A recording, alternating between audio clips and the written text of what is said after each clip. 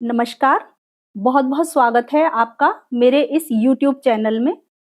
आज हम काल सर्प दोष के बारे में डिस्कस करेंगे कि काल सर्प दोष क्या है, ये कुंडली में कैसे बनता है, इसके क्या-क्या दुष्परिणाम हमें झेलने पड़ते हैं और इसके उपाय क्या हैं। स्टेप बाय स्टेप हम एक-एक बातों पे बात करेंगे, तो इसलिए वीडियो को प्लीज़ पूरा देखें, स्किप ना करें, उसे लाइक, शेयर और सब्सक्राइब ज़रूर करें क्योंकि आज की वीडियो बहुत इम्पोर्टेंट होने वाली है। इसमें हम काल सर्प दोष के बारे में पूरा डिटेल बताएँगे क्योंकि का जब हम किसी को अपनी कुंडली दिखाते हैं और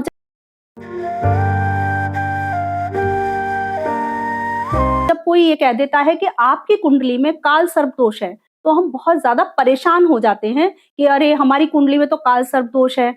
कई बार बहुत कन्फ्यूज़ होते हैं कि कोई एक कह देते हैं कि काल सर्प दोष है आपकी कुंडली में और दूसरे के पास हम जाते हैं तो वो कहते हैं नहीं है आपकी कुंडली में काल सर्प दोष। तो हमें बहुत ज़्यादा कन्फ्यूज़न हो जाता है कि हमारी कुंडली में काल सर्प दोष है भी या नहीं है। तो आज आप खुद से अपनी कुंडली देखकर ये पता लगा सकते हैं कि आपकी कुंडली में वाक़ई में काल सर्प दोष है या नहीं है। तो आइए जानते हैं किस तरह हम पता कर सकते हैं।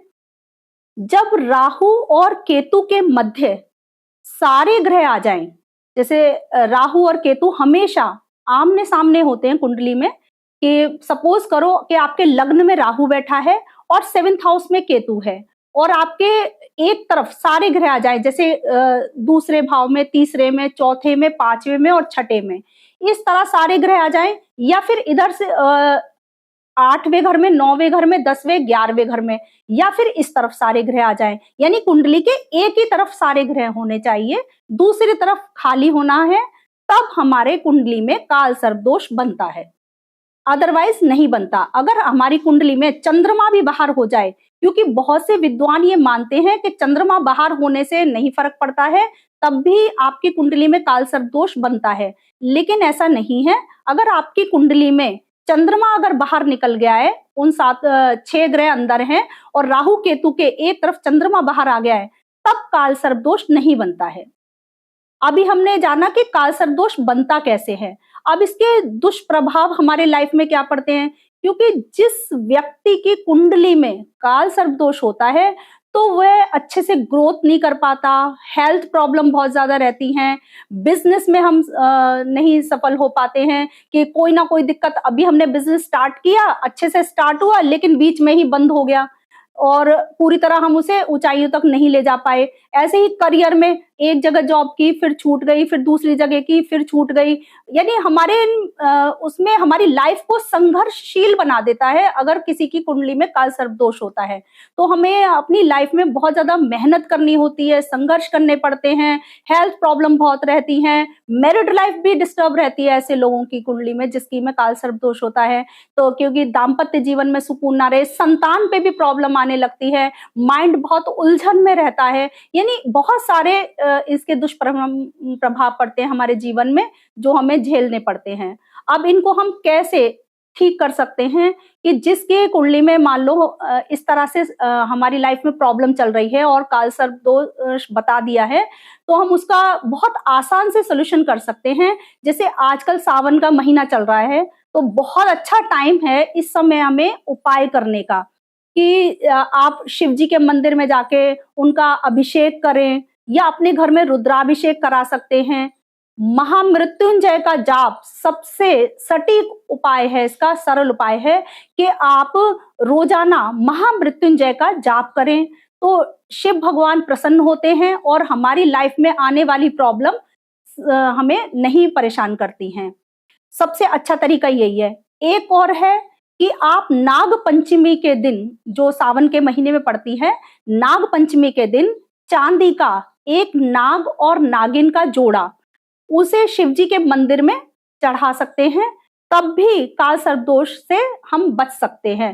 पूरे साल हमारे जीवन में अच्छा फल मिलेगा, अच्छे रिजल्ट्स मिलेंगे ये उपाय करने से।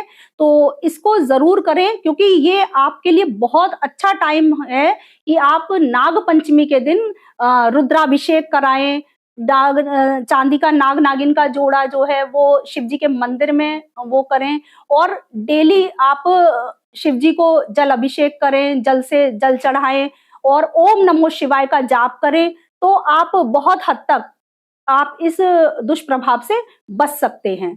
तो ये हमने बताया काल सर्प दोष कैसे आप पता करें अपनी कुंडली में और इसके दुष्प्रभाव क्या है और इसके छोटे से समाधान क्या है। क्योंकि जब हम पंडितों के पास जाते हैं तो हमें बड़ी-बड़ी पूजा बताते हैं और कई बार ऐसा होता भी है कि करनी पड़ती हैं, उज्जैन में जाके, त्र्यंबकेश्वरम में जाके। अब कुछ कई बार ऐसा होता है कि हमारी स्थितियाँ नहीं है कि हम या तो नहीं जा पा रहे हैं इतनी दूर, या फिर फाइनेंशियल कोई प्रॉब्लम है तो उसकी वजह से भी हम नहीं इस उपाय को या पूजा को करा पा रहे हैं।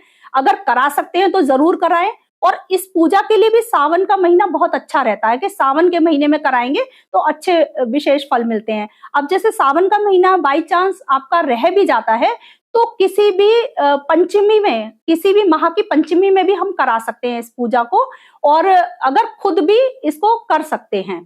तो अगर हम नहीं पूजा करा पा रहे हैं तो खुद से जो मैंने बताया है वो ज़रूर करें, और जिसकी व्यक्ति की कुंडली में काल सर्प दोष है तो वो कंटिन्यू भी महामृत्युंजय का अगर रोजाना भी जाप करते हैं तो भी उन्हें इसके दुष्परिणाम नहीं झेलने पड़ते हैं। तो ऐसा नित्य प्रतिदिन भी हम कर सकते हैं कि महामृत्युंजय का जाप बहुत अच्छा है आपके लिए और आप जरूर करें। अच्छा, विष्णु भगवान की पूजा भी आप कर सकते हैं, ओम नमो भगवते वासुदेवाय, ये जाप भी आपके लिए बहुत बढ़िया रहेगा, तो आप इस जाप को भी कर सकते हैं। अभी हमने आपको काल सर्प के बारे में पूरा बताया, अच्छी जानकारी दी। उम्मीद करती हूँ आपको बहुत अच्छी लगी हो। अगर फिर भी आपको कोई कंफ्यूजन है तो आप हमारे कमेंट बॉक्स में कमेंट करके हमें अपनी date of birth, birth place और बर्थ टाइम ये सब दे सकते हैं। तो हम आपके बारे में पूरा डिटेल देखेंगे कि आपकी कुंडली में काल सर्प दोष है या नहीं है, या आपको क्या सोल्यूशन करना जरूरी है।